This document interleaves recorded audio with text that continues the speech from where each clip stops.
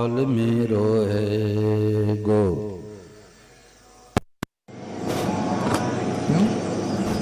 मेरे बांके बिहारी नंदलाल मेरो है।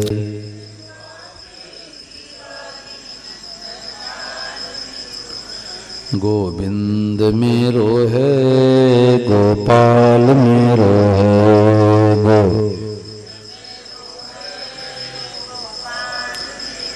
बोलो गिरधर गोपाल की, जगदम्बे माता की, श्री हनुमान जी महाराज की, महादेव भगवान की। राम राम राम राम राम राम राम राम राम। सबको राम जी राम राम जी राम। भगवते नमः भगवते नमः भगवते नमः। आज स्वामी महाराज जी के सामने प्रश्न आया कि हम भगवान के कृपा को कैसे समझें। तो स्वामी महाराज जी ने कहा, मोहन भाई नींद आवता, सीधे बैठो, नींद आई।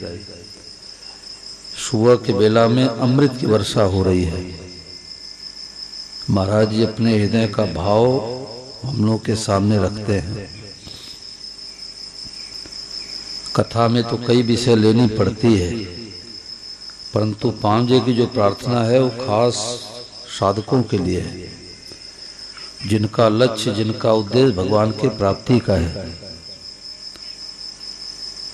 तो महाराज जी से किसी ने पूछा कि भगवान की कृपा को हम कैसे समझें।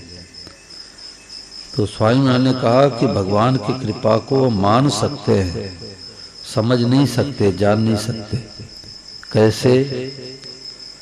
जैसे बच्चा माँ के कृपा को समझ नहीं सकता। 2 साल 5 साल का बालक माँ की कृपा को क्या समझे कि माँ कितनी दयालु है। माँ तो रगड़ रगड़ के स्नान कराती है तो भी रोता है, सर्दियों में स्वेटर पहनाती है तो भी रोता है, दूध पिलाती है तो भी रोता है, परंतु अनजानपने में रोता है, अज्ञानता से रोता है। अगर उसको इस बात का पता लग जाए कि माँ बहुत दयालु है, बहुत कृपालु है, तो बच्चा कभी रो नहीं सकता। ऐसे भगवान कृपा करके कभी अनुकूलता कभी प्रतिकूलता भेजते रहते हैं। प्रतिकूलता में जितना विकास होता है, अनुकूलता में विकास नहीं होता। दुखदायी परिस्थिति में जितनी उन्नति होती है साधक की, उतनी सुखदायी परिस्थिति में नहीं होती।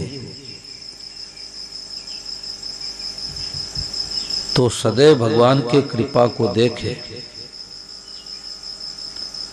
हर परिस्थिति में भगवान की कृपा है। देह धरे का दंड यह सब काहू को होए, पर ज्ञानी काटे ज्ञान से मूर्ख काटे रोए। शरीर मिला है तो सुख भी आएगा, दुख भी आएगा, अनुकूलता भी आएगी, प्रतिकूलता भी आएगी, आदर भी होगा, निरादर भी होगा,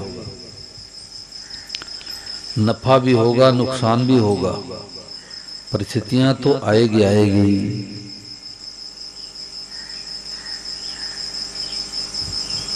परंतु जो सत्संग में लग जाते हैं उनके ऊपर दुख का असर नहीं पड़ता। ये खास बात है। स्वामी महाराज जी के पास में एक राजस्थान की एक माता जी आई। वो बहन आई तो उसने मेरे को वृंदावन में बताई ये बात कि मेरे विवाह को हुए 1 वर्ष पूरे नहीं हुए थे और हमारे पति संसार से चल बसे। तो मैं तो बड़ी दुखी हो गई कि हमारे ऊपर तो दुखों का पहाड़ आ गया, मैं तो अनाथ हो गई। तो किसी ने कहा कि चलो एक बड़े अच्छे संत आ रहे हैं स्वामी जी महाराज, उनका सत्संग करने चलो। तो जब वहां पर गई तो महाराज जी से उसने कहा कि स्वामी जी मैं तो अनाथ हो गई, अभी 1 वर्ष पूरे नहीं हुए थे विवाह के, पति देव का से पूरा हो गया। तो देखो महापुरुष जो होते हैं वो सटीक उत्तर देते हैं। स्वामी मैंने कहा कि अनाथ तो वो है जो भगवान में नहीं लगा है। बड़ी गहरी बात है भाई। अनाथ कौन है? जो भगवान में नहीं लगा है। जिनको सत्संग नहीं मिला है वो बेचारे अनाथ हैं, और तुम्हारे को सत्संग मिल गया तो तुम सनाथ हो गई। गोधर गोपाल की कह हनुमंत विपत्ति प्रभु सोई, जब तव सुमिरन भजन में होई। विपत्ति नहीं कि हमारे धन कम है, विपत्ति नहीं कि सुंदर मकान नहीं है, विपत्ति नहीं कि हमारे बेटा बेटी नहीं है, विपत्ति है कि हम भगवान को भूल गए, यही विपत्ति है। और भगवान को याद रखना ये संपत्ति है। तो जिस बहन ने मेरे को बात सुनाई तो मैंने देखा, पूरा जीवन लगा दिया सत्संग में। महाराज जी के साथ में कई लोग रहते थे, गृहस्थी साधु अपने व्यवस्था से रहती, सत्संग की, और पूरी गीता उसको कंठस्थ हो गया। तो प्रतिकूलता में जितना विकास होता है उतना अनुकूलता में विकास नहीं होता। इसलिए कुंती माता ने कन्हैया से दुख मांगा। हर परिस्थिति में भगवान की कृपा।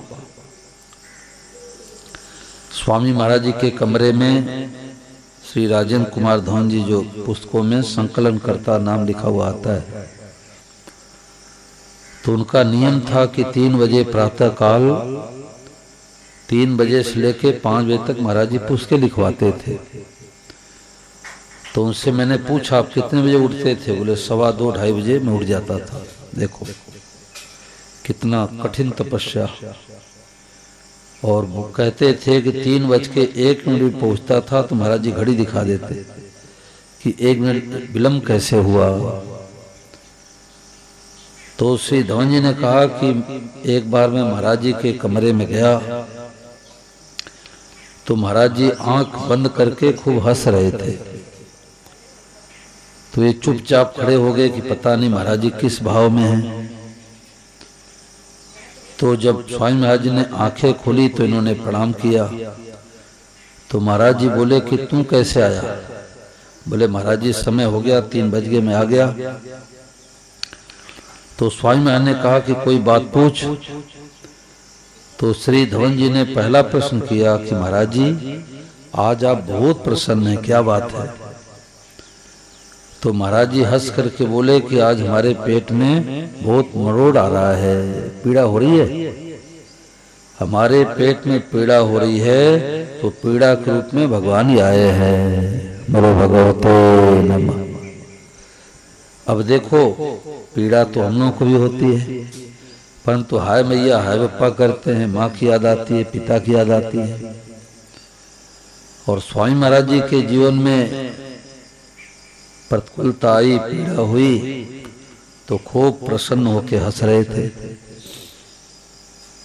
इसी का नाम सत्संग है कि चाहे सुखदायी परिस्थिति आवे चाहे दुखदायी परिस्थिति आवे, हर परिस्थिति में प्रसन्न रहे।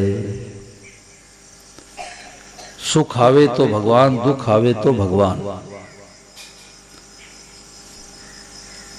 सद्देसी आनंद महाराज कहा करते हैं कि चाहे हंस करके नाचो चाहे रो करके नाचो, नाचना तो पड़ेगा ही।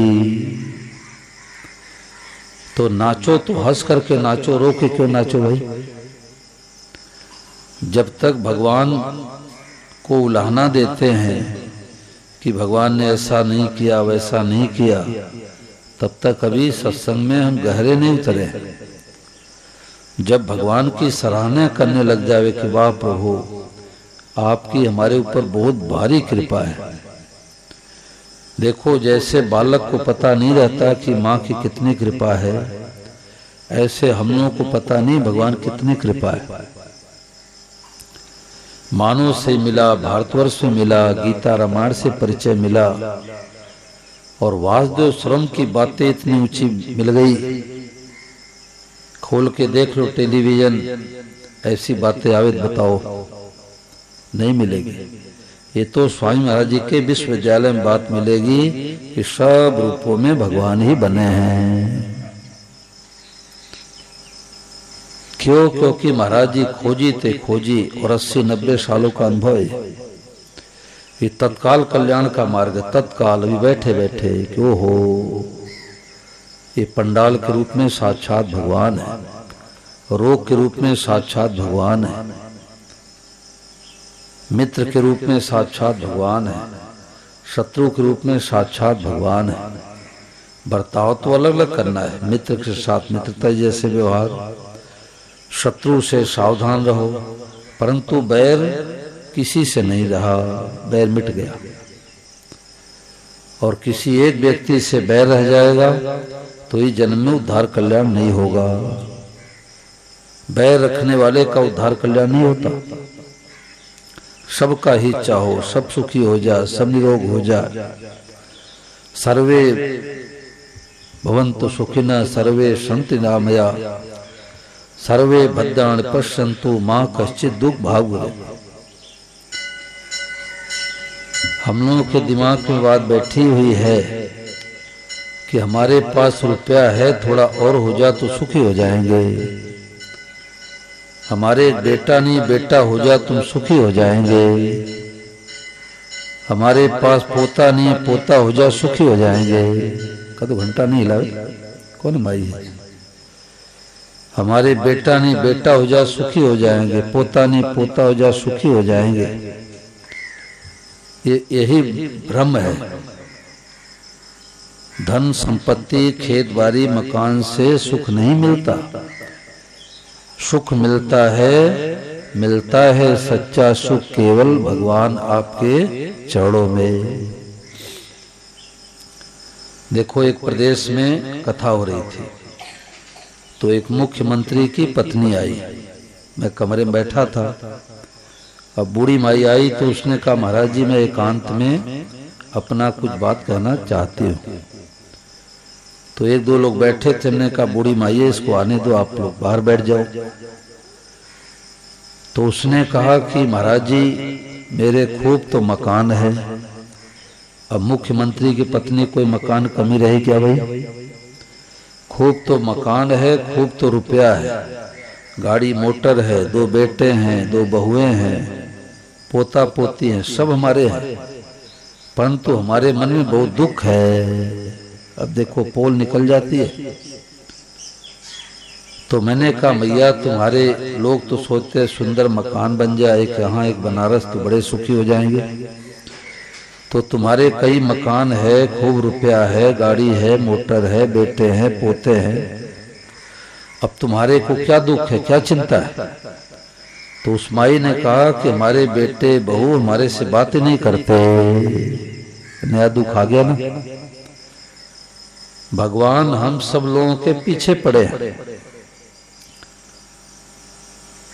ये जीव कहता मैं बालक हूँ, भगवान कहते बाल्यावस्था को नहीं रहने दूंगा। ये कहता मैं जवान हूँ, भगवान कहते जवानी को नहीं रहने दूंगा। ये कहता मैं बूढ़ा हूँ, तो भगवान कहते बुढ़ापे को नहीं रहने दूंगा। तो मैंने कहा मैया तुम्हारे ऊपर भगवान की बड़ी कृपा है। ये भगवान चिता रहे हैं कि बेटे पोते तुम्हारे नहीं हैं, तुम्हारे तो भगवान हैं। तो मैंने उससे पूछा तुम्हारे कौन भगवान अच्छे लगते? उसने कहा गिरधर गोपाल। तो मैंने कहा अभी यही कमरे में बैठे बैठे समझ जोड़ लो। तो उसने कहा कि मुख्यमंत्री रहे नहीं पति देव, आज से मैं गोपाल को पति बना लिया। मैंने कहा मीराबाई हो गई, मीराबाई। मीराबाई का यही सूत्र है कि मेरे तो गिरधर गोपाल दूसरो न कोई, जाके से मोर मुकुट मेरो पति सोई। तो ये भ्रम है कि धन होने से हम सुखी हो जाएंगे, मकान होने सुखी हो जाएंगे, बेटे पोते होने सुखी हो जाएंगे। मीराबाई के एक भी संतान नहीं हुए और 525 वर्ष पहले मीराबाई जन्मी और मीराबाई का अभियान चला जा रहा, प्रभु समन कृपा अभियान। ये मीराबाई का अभियान है। मीराबाई का नाम लेते ही गोपाल की याद आती है, मीराबाई का नाम लेते ही शांति मिलती है। तो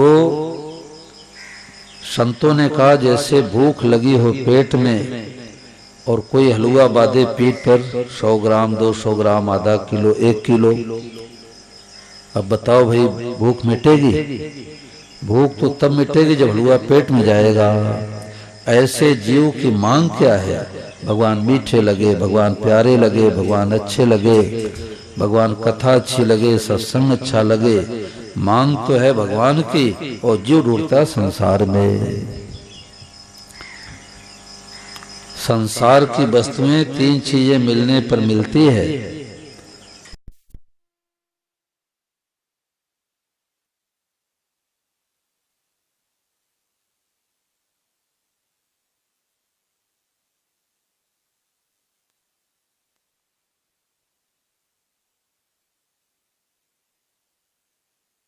नारायण नारायण।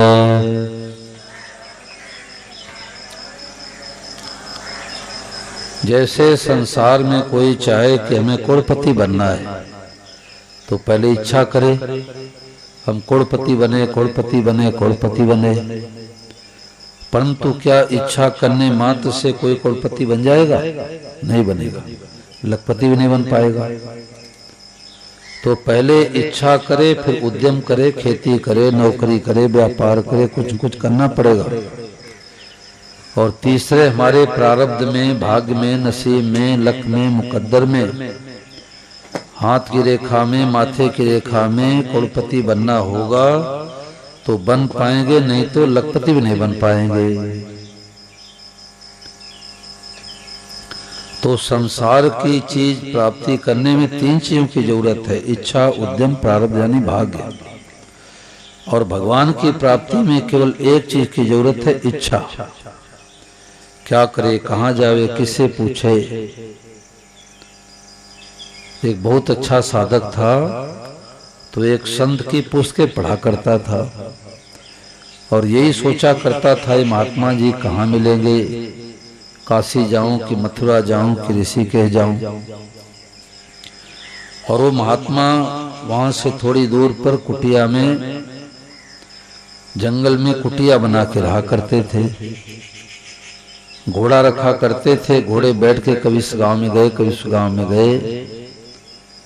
घोड़े को चारा पानी गांव वाले खिला देते, बाबा जी भिक्षा मांग के पा लेते। तो एक दिन क्या हुआ, जब घोड़े पर सवार हुए तो घोड़ा अड़ गया। दाएं ले जाना चाहे बाएं जावे, बाएं ले जाना चाहे दाएं जावे। तो महात्मा जी ने सोचा कि भाई घोड़ा तुम्हारा आज्ञाकारी है, आज कैसे अड़ गया? इसमें कोई न कोई भगवान की इच्छा है। लगाम को ढीला कर दिए, घोड़ा जाते जाते वो सदगृहस्थ के दरवाजे पर खड़ा हो गया।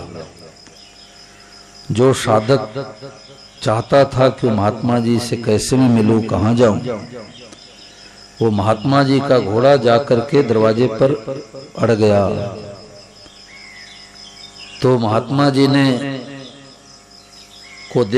जी को देख करके वो साधक प्रणाम किया, भोजन प्रसाद कराया, रात्रि में सत्संग हुआ। उसको ये पता नहीं था कि वही महात्मा जिनकी मैं पुस्तकें पढ़ा करता हूँ। तो जब रात्रि में सत्संग हुआ तब महात्मा जी को पता लग गया, जिज्ञासु है, साधक है, लगन है। भगवान का मूल्य क्या है? लगन।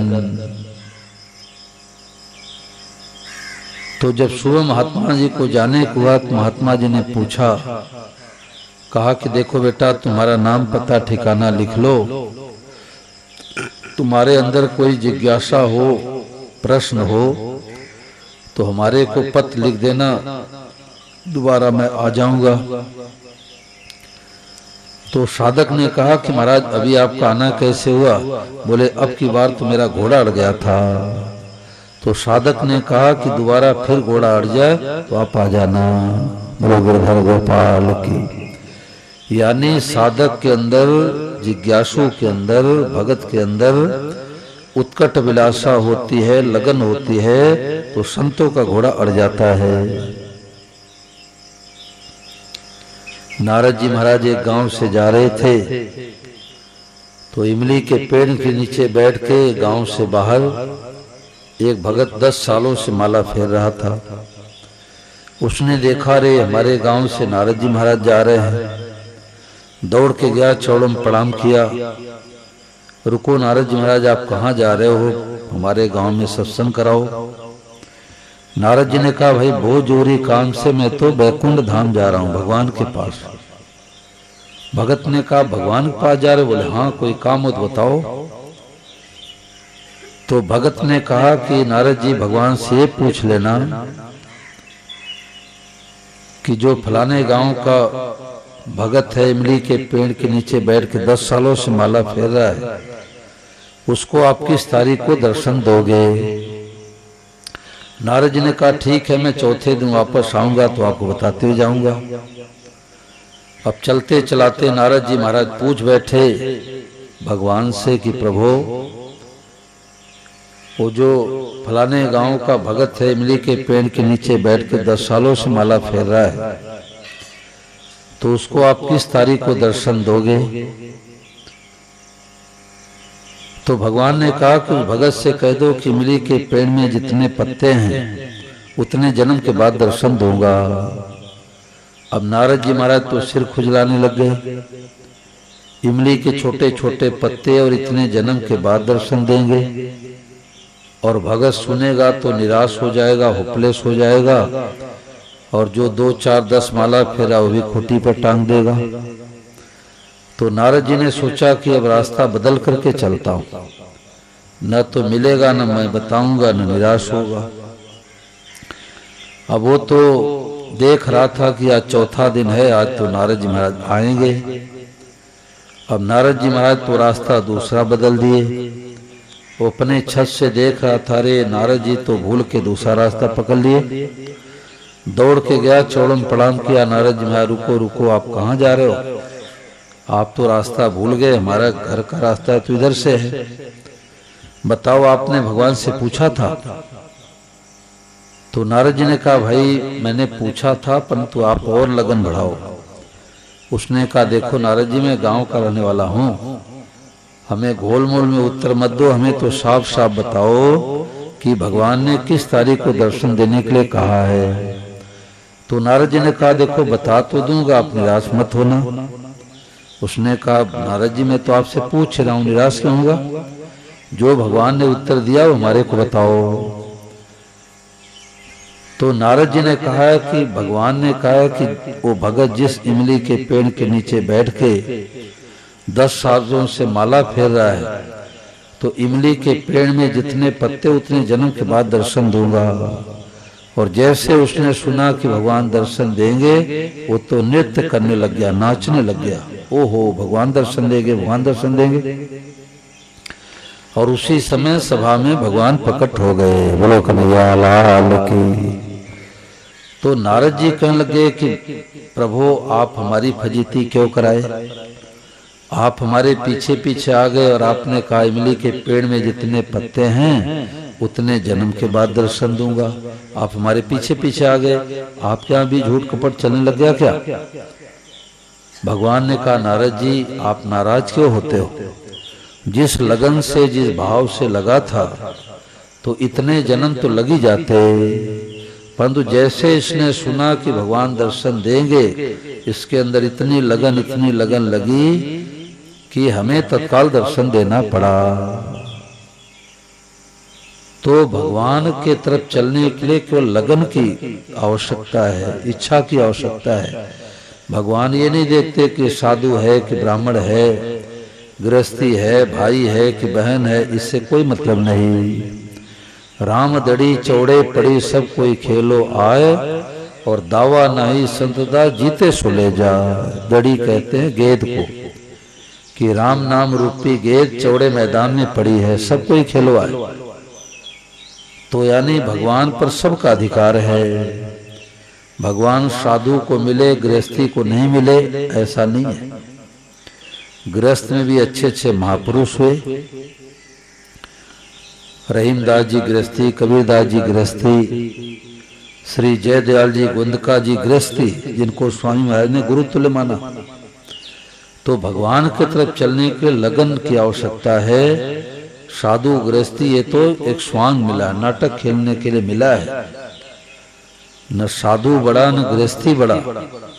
बड़ा कौन जो अपने कर्तव्य का ठीक पालन करे, वो गृहस्थ नहीं बड़ा है। और लाल पीले कपड़े पहन के सुल्फा गाजा पीवे, वो तो साधु के नाम पर कलंक है। तो आज महाराज ने खास बात बताई कि भाई हर परिस्थिति में भगवान के कृपा को माने। अब इसमें कोई बात चलाओ भाई, 5-10 मिनट और सत्संग चल जाए। किसी के मन में, कोई भाई बहन के मन में आई कोई बात को चलाओ।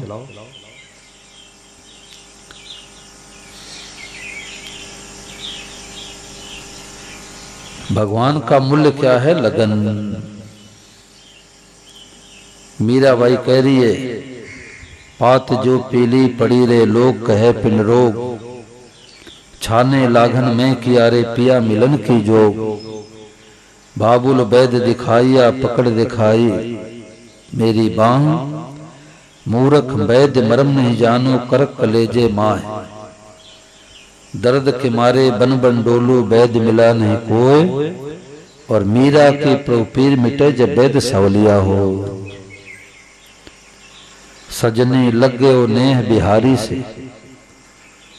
मीराबाई के पति का बोया राणा का जब से ही छूटा, तो उसके देवर ने कितना दुख दिया। परंतु मीराबाई करे कि राणा पहले ने क्यों नहीं अटकी, अब तो लागी गोविंदा से प्रीत। बालपने में मीरा किन्हीं गिरधर लाल मिताई, अब छोड़े तो छूटे नहीं लगी लगन बरियाई। मैं बचपन से जब गोपाल से स्नेह करना शुरू की, उस समय तो मना करता तो शायद मैं मान जाती। अब हमारे हाथ की बात नहीं कि मैं गिरधर गोपाल से प्रेम करना छोड़ दूं। बीकानेर में स्वामी महाराज जी का सत्संग चल रहा था, तो वहां सेठ लोग बसें लगा देते, 5-10 बसें, और 15, 25, 30 किलोमीटर दूर से साधक लोग 5 बजे की प्रार्थना में पहुंचते थे। तो बीकानेर में सर्दी बहुत पड़ती है, गर्मी बहुत पड़ती है। ये गोपाल जी महाराज वही रहते बीकानेर में। तो एक साधक जो है आया, तो उसको 2-5 मिनट विलंब हो गया।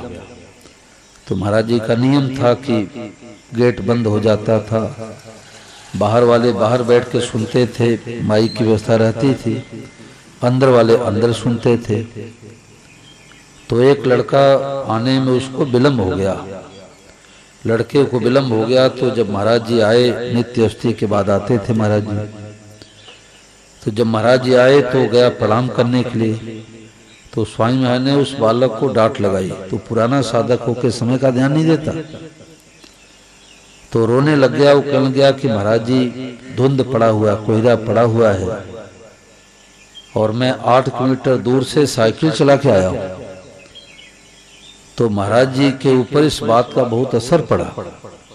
महाराज जी ने सभा में सुनाया कि उस बालक को सबसे ज्यादा लाभ मिलेगा जो सत्संग का टैक्स चुकाया है, कि सर्दी के दिनों में धुंध कोहरा पड़ा हुआ है, दिखाई दे नहीं रहा है, और 8 किलोमीटर दूर साइकिल चला के आया है, इसको सबसे ज्यादा लाभ मिलेगा। तो जो रोजाना सत्संग करते हैं, रोजाना महाराज जी पुस्तकें पढ़ते हैं, उनके हृदय में बातें बैठ जाती है। मैं तो कहा करता हूँ कि जैसे बीड़ी पीने वाला सुबह शाम क्या 2 बीड़ी से काम चला लेता है क्या? सुरती खाने वाला क्या सुबह शाम में काम चला लेता है क्या? दिन में कई बार बीड़ी पीता है, दिन में कई बार सुरती खाता है। ऐसे साधक साधिकाओं को महाराज जी की पुस्तक दिन में कई बार पढ़ना चाहिए, भले 10 मिनट ही पढ़ो। हमारे तो 3:30 बजे का अलार्म लगता है, हम चाहे 10 बजे सोएं चाहे 11 बजे रात सोएं, 3:30 बजे अलार्म मोबाइल का बज जाता है। तो उठते ही पहले मैं महाराज जी की पुस्तकें पढ़ता हूँ। तो महाराज जी की पुस्तक पढ़ने से दिन भर के लिए बैटरी चार्ज हो गई, और दिन में भी कई बार पढ़ लेता हूँ। तो बार बार पढ़ने से बातें बैठ जाती है। बिदावतपुर गांव पड़ता है, वहां पर कथा हुई तो वहां की एक बहू महाराज जी की बात पकड़ ली। तो वो कहा करती है कि हमारे कोई डिप्रेशन टेंशन होता है, महाराज जी पुस्तक पढ़ लेते हूँ, सीमा के भीतर असीम प्रकाश, नए रास्ते नए दिशाएं, बिंदु में सिंधु, बन गया आप अकेले सब कुछ, ऐसे नाम बताती है कि वो पुस्तक खोल के पढ़ती हूँ तो लगता है कि स्वामी महाराज हमारे लिए लिख रहे हैं। तो ये मामूली बात नहीं है। जिन जिनको स्वामी राम सूरदास जी की पुस्तकें मिल गई वो दुनिया में सबसे भाग्यशाली हैं। क्यों? क्योंकि ऐसी बातें मिलती नहीं, ऐसी सुलझी बातें मिलती नहीं है कि माता पिता की सेवा करने से कल्याण हो जाए, सास ससुर की सेवा करने से कल्याण हो जाए, गृह धर्म का पालन करने से कल्याण हो जाए, और ये जगत को जगदीश मान लो अभी कल्याण हो जाए। ऐसी सुलझी बातें मिलती नहीं।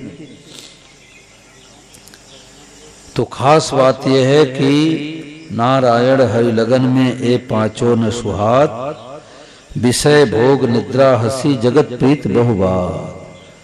जब भगवान में लगन लगती है तो 5 चीजें नहीं सुहाएगी।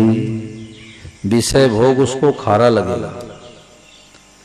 विषय भोग निद्रा ठीक है, 5 घंटे 6 घंटे सो लिया, ऐसा नहीं कि अब दुकान नहीं जाना है, ऑफिस नहीं जाना है, खेती काम नहीं करना है तो 7 बजे 8 बजे तक सोता ही रहे। तो विषय भोग निद्रा हंसी ठिठोली उसको नहीं सुहाएगी, गप सप उसको अच्छा नहीं लगेगा। महाराज जी कहते कि कोई गप सप लगाने के लिए आ जाए तो पुस्तक निकाल के कहो कि आप थोड़ा सुनाओ तो अगर रुचि होगी तब तो सुनाएगा, सुनेगा, और रुचि नहीं होगी तो कहेगा कि हमें तो अमुक काम के लिए जाना है। महाराज जी कहते कि रुपए की थैली, कोई रुपया मांगे तो रुपए की थैली भले दे दो, परंतु समय बर्बाद मत करो। अंत समय आएगा तो 1 मिनट का भी समय नहीं मिलेगा। जो गपशप में समय बर्बाद करते हैं, 1 रुपया करोड़ों रुपए लगाने पर 1 मिनट का समय नहीं मिलेगा।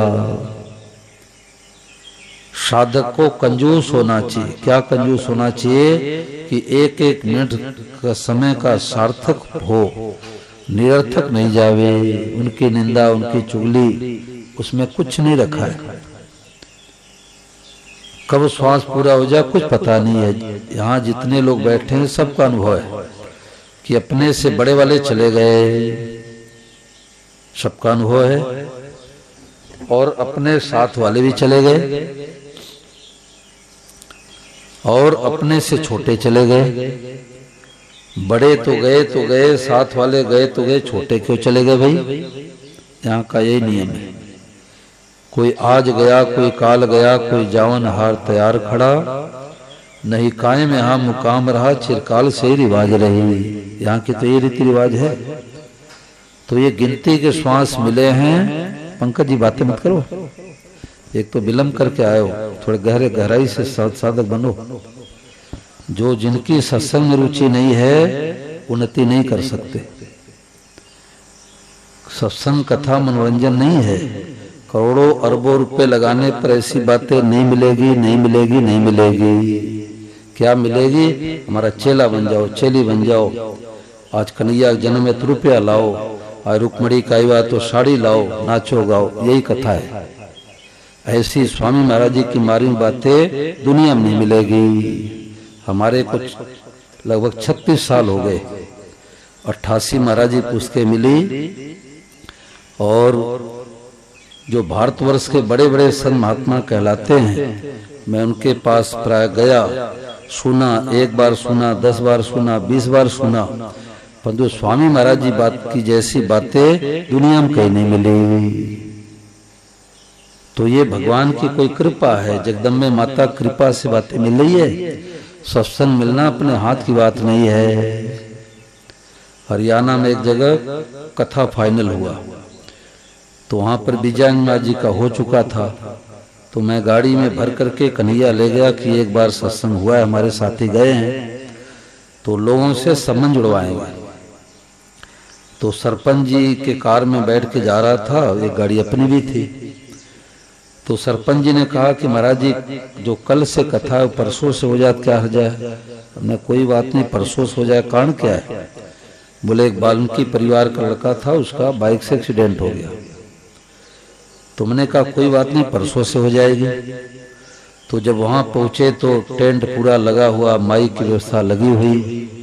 तो मैंने कहा चलो निवास कहाँ है? तो सरपंच जी बोले कि मैं निवास देख के आता हूँ। तो 10 मिनट बीता, 20 मिनट बीता, तुमने कहा भाई कहाँ चले गए? इतने में देखा कि एक 100 लेकर के लोग जा रहे थे। तो पता लगा कोई नवयुवक सुसाइड कर लिया। तो हम लोग गाड़ी उठाए, वहाँ से 20-30 किलोमीटर दूर वहाँ कथा हो चुकी थी। रात दिन वहाँ गए, भोजन प्रसाद कराया, पंडाल टेंट लगा रहा, कथा नहीं हो पाई। तो अपने हाथ की बात नहीं है, ये भगवान की कृपा से बातें मिलती है। भगवान की कृपा सत्संग हो रहा है, जगदम्बे माता की कृपा से सत्संग हो रहा है, अपने हाथ की बात नहीं है। देख लो दुनाई में 2, 4, 5 बार हुआ, 6 बार हुआ, अब ठंडे हो गए। तो इतने सालों से यहाँ कथा हो रही है, सत्संग हो रहा है, संत महात्मा आ रहे हैं, ये जगदम्बा माता की कृपा है। ये सत्संग मिलना अपने हाथ की बात नहीं है। सत्संग मिलता है जब द्रवय दीन दयालु राघो तब साधु संगत पाइए। और संत विशुद्ध मिले परते ही चितवई राम कृपा कर जेहि। विशुद्ध संत बिरले होते हैं। मेरे को यही एक साधक ने बताया, ये बात मैं कई जगह सुनाया करता हूँ। अपने आयोजकों में से किसी ने श्री आनंद महाराज से कहा कि महाराज जी मैं आपको गुरु बनाना चाहता हूँ। तो देखो उन्होंने क्या उत्तर दिया। श्री आनंद महाराज ने कहा कि गुरु तो बनाओ भगवान कृष्ण को, कृष्णम बंदे जगत गुरु। और बात हमारे से पूछो, जो कोई मन में शंका हो बात हमारे से पूछो, और गुरु बनाओ भगवान कृष्ण। ये उत्तर दिया। ये डॉक्टर साहब की बात है, मुन्ना डॉक्टर, ये उत्तर मिला। तो मेरे को बात बहुत अच्छी लगी। मैं कई प्रांत में बात सुनाया करता हूँ। तो सत्संग मिलना अपने हाथ की बात नहीं है। जब द्रव्य दीन दयालु राग हो तब साधु संगत पाइए। संस्था के बल पर, धन के बल पर सत्संग नहीं मिलता। सत्संग मिलता है 3 कारणों से। भगवान कृपा करते हैं तो ऐसा मौका मिलता है, और पुण्य पुंज बिन मिलन समता, करोड़ों जन्मों का पुण्य उदय होता है तो भगवान कथा मिलती है, सत्संग मिलता है। और तीसरा कारण है कि जय पर जय के सत्य स्नेहो, सोते मिलन का संदेहो। किसी भाई बहन के अंदर, एक के अंदर भाव जगा कि सत्संग मिले, महाराज जी की बातें मिले, तो भगवान कान पकड़ के भेज दिए। अपने हाथ की बात नहीं है। तो खास बात है कि आज महाराज जी से पूछा गया कि भगवान कृपा को कैसे समझें। तो महाराज जी ने कहा कि भगवान कृपा समझ नहीं आएगी, भगवान कृपा को मानो। हमारे को 36 साल लगभग पहले कलकत्ता से एक सज्जन पुस्तक लाके दिए। तो महाराज जी की पुस्तकें छोटी सी कोई छपवा रखे थे एक दिन का। अखंड ज्योति की 2-3 पुस्तकें दिए, शांति कुंज वालों की। तो अखंड ज्योति पढ़ के मैं ऐसे रख दिया। और जब महाराज जी की पुस्तकें पढ़ने लगा तो महाराज जी ने कहा कि अनुकूलता भगवान की दया है, प्रतिकूलता भगवान की कृपा है। यानी सुखदायी परिस्थिति में भगवान की दया है और दुखदायी परिस्थिति में भगवान की कृपा है। तो आधी बात तो मेरे समझ आ गई कि सुखदायी परिस्थिति में भगवान की दया है। खेत लिखावे, मकान बनावे, बेटा हो, पोता हो, बेटे की नौकरी लग जाए, ये सुखदायी परिस्थिति में भगवान की दया है, साफ साफ दिखाई देता है। घाटा लग जाए, बीमारी आ जाए, निंदा हो जाए, तिरस्कार हो जाए, इसमें कौन सी कृपा है। तो मैंने सोचा साधु महात्मा मर जाते हैं, उसके बाद पुस्तकें छपती है, सत्संग मिला नहीं था। तो महाराज जी की पुस्तक में क्या विशेषता है कि कोई ऐसा छोटा सा उदाहरण देते हैं कि वो बातें पकड़ में आ जाती है। तो महाराज जी ने क्या उदाहरण दिया कि जैसे मैदान में कई बच्चे खेल रहे हो और किसी माँ के हृदय में दया उमड़े कि बच्चा कुछ खाया पिया नहीं, खराई हो जाएगा, बीमार पड़ जाएगा, तो संसार में भगवान के बाद माँ का नंबर आता है। दुनिया में सबसे दयालु माँ होती है। पिता में उतनी दया नहीं होती जितनी माँ में होती है। महाराज जी कहते पति का शरीर शांत हो जाता है तो पत्नी मेहनत परिश्रम करके बच्चों को पढ़ा लिखा के योग्य बना देती है, और पत्नी चली जाती है तो पति सेवा नहीं कर पाता, बुआ के यहाँ भेज देगा, मामा जी घर पर बच्चों को भेज देगा। तो स्वामी महाराज जी ने आगे क्या दिया कि जैसे कई बच्चे खेल रहे हो मैदान में और किसी माँ के हृदय में दया उमड़े, अब लड्डू लेकर के साड़ी के आंचल में जाती है और देखती वहां कई बच्चे खेल रहे हैं, तो आधा लड्डू फोड़ करके तो अपने बेटे को देती है और आधे लड्डू को फोड़ करके सब बच्चों को थोड़ा थोड़ा रख देती है। परंतु सब बच्चे उदंडता करे, थप्पड़ किसको लगाएगी भाई? बोलो, अपने को लगाएगी। यही बात लग गई, यही बात लग गई कि प्रतिकूलता में भगवान की विशेष कृपा है। तो हम तो गए थे स्वामी अगड़ानंद महाराज जी के सत्संग में भंडारा में, और वहां से चले गए गोरखपुर पता लगाने के लिए स्वामी महाराज हैं कि नहीं है। देखो 300 किलोमीटर दूर, फोन की व्यवस्था थी नहीं, तो गीता प्रेस वालों ने बताया कि ऋषिकेश में महाराज जी है। तो ऋषिकेश में जाना हुआ, एक कोई भगवान कृपा है। तो भगवान के तरफ चलने में केवल लगन की आवश्यकता है। भगवान योग्यता नहीं देखते, ये नहीं देखते तुम्हारे कितना गीता याद है, तुम्हारे कितना रामायण याद है। याद करना ये तो दवाइयों का नाम याद कर लिया, उसको खाएंगे तो लाभ मिलेगा। ऐसे जीवन में इस बात को उतारेंगे तो लाभ मिलेगा। तो मामूली बात नहीं है। वृंदावन में सत्संग हुआ तो श्री धवन जी ने कहा कि अभी यहीं पर बैठे बैठे स्वीकार कर लो, ये मत सोचो कि कल स्वीकार करेंगे, कल का कुछ पता नहीं है। भूकंप आ गया तो, हार्ट अटैक हो गया तो, पागल हो गए तो शरीर का कुछ पता नहीं है। अभी स्वीकार कर लो कि भगवान मेरे हैं, सब रूपों भगवान हैं।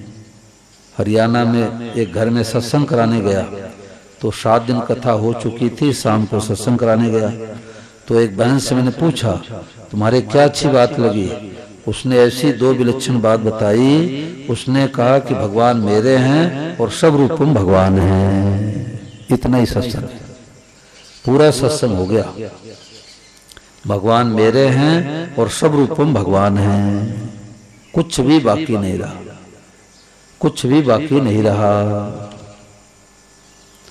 किसी के मन में कोई बात आई पूछो भाई, पूछने बातें खुलेगी।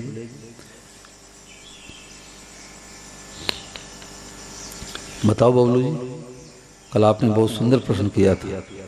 एक के पूछने से कईयों का समाधान होता है। पार्वती नहीं पूछती तो राम कथा शंकर भगवान कैसे सुनाते? तो जो बातें चली इस विषय में कोई बात पूछो।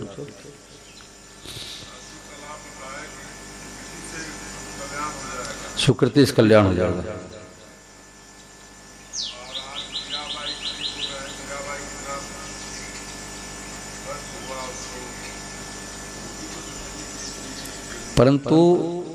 परंतु सुख दुख तो आएगा आएगा। देह धरे का दंड है सबका हुको हो, और ज्ञानी काटे ज्ञान से मूर्ख काटे रो। मीराबाई के जीवन में दुख आया परंतु दुख का असर नहीं हुआ। हाँ। तत्काल हुआ कि मेरे तो गिरधर गोपाल हो गया ना। मीराबाई तो भगवान के मूर्ति में समा गई। शरीर को कष्ट दिया, राणा ने दुख दिया, परंतु मीराबाई से पूछो दुख था क्या? दुख नहीं था। तो तत्काल भगवत प्राप्ति तत्काल ही होती है। स्वीकृति करने मात्र से कल्याण, ये महाराज जी पुस्तक है। स्वीकृति करने मात्र से कल्याण, स्वीकार ही करना है और कुछ नहीं करना है। और स्वीकार करने के महाराज जी से किसी ने पूछा कि भगवान के हो गए तो माला जपना पड़ेगा क्या, गीता पढ़ना पड़ेगा क्या? तो महाराज ने कहा तुम्हारी नीयत खराब है। अरे कन्या पति की हो जाती है तो घर का काम करना पड़ेगा क्या? घर का काम किए बिना रहा ही नहीं जाएगा। पति के काम को अपना मान लेती है। ऐसे भगवान का हो गया तो क्या बैठ के ताश चौपड़ खेलेगा, गपशप करेगा?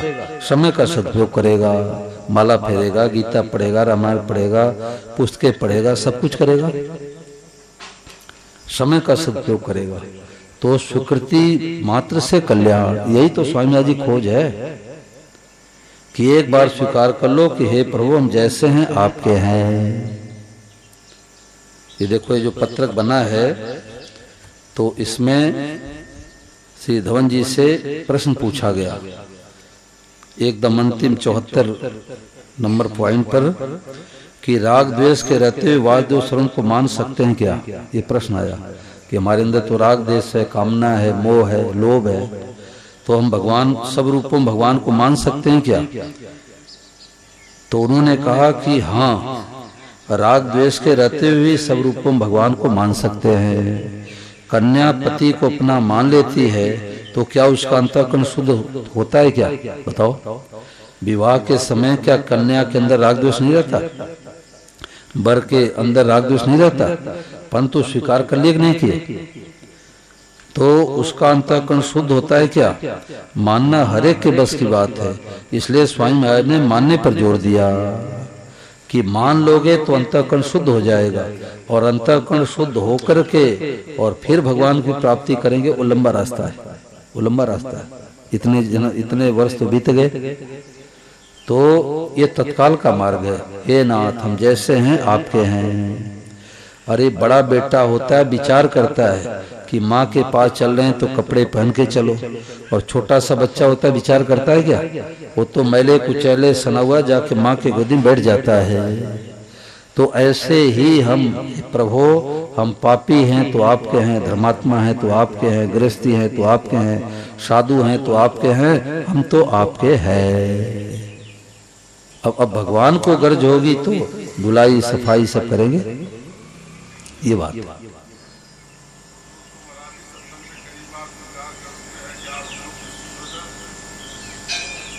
विश्वास करके निश्चिंत हो जाओ, विश्वास करके निश्चिंत हो जाओ। जैसे कि शादी हो गई और आधी रात को उठा के पूछे बोलू शादी हो गई, तो क्या उसमें संदेह होगा क्या? संदेह है तो इसका मतलब शादी नहीं हुई। ऐसे हम इतने वर्षों सत्संग सुन रहे हैं तो अब भगवान के हो गए। अब भगवान भी आके कहने नहीं ऐसे तुम थोड़े हो जाओगे, उनसे कह दो प्रभु आप भूलते होंगे, मेरे को भूली नहीं है। इसको कहते दृढ़ता।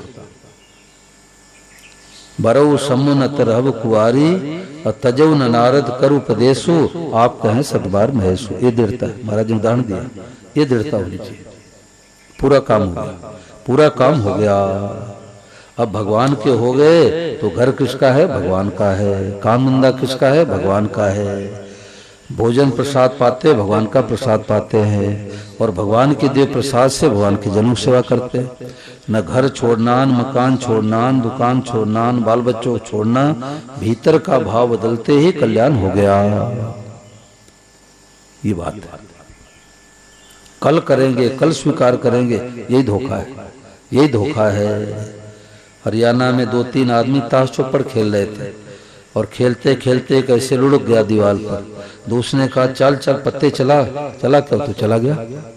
इतना समय लगता है?